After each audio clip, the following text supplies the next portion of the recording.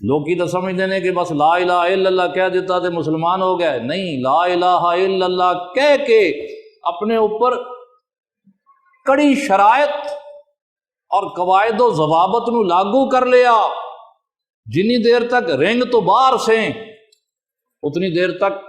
شریعت دے احکامات لاگو نہیں ہوندے سن۔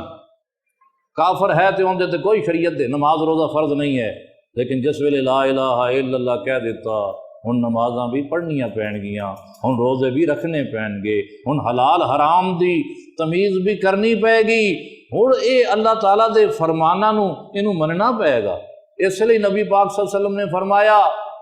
کہ الدنیا سجن المومن، دنیا مومن واسطے قید خانہ ہے اور کافر دے لئے یہ جنت ہے۔ مومن دے لئے قید خانہ اس طرح ہے کہ پرندہ جس ویلے اس نے پنجرے میں داخل کرتا جائے وہ ان کا قید خانہ ہے، ہن اس کی پرواز محدود ہو جاندی، پنجرے تو باہر ہے تو ان کی پرواز کیسی سی، آزاد ہے تو پرواز کیسی سی، لیکن پنجرے دے وچ وہ اڈاری ماردا ہے اگوں دیوار آ جاندی، اڈاری ماردا ہے اگوں سلاخاں آ جاندیاں، ان کی پرواز لا محدود نہیں۔ مومن بھی اڈاری مارے گا تو اگوں شریعت دی حداں آ جاندیاں، اللہ تعالیٰ دے احکامات آ جاندے نے، بس اتنی ہی وہ اڈاری مار سکتا ہے جتنی شریعت اس کو اجازت دیندی ہے۔ مومن واسطے دنیا قید خانہ ہے، لیکن جو جڑا کافر ہے ان دے واسطے کوئی احکامات نہیں شریعت دے، ان دے واسطے پھر دنیا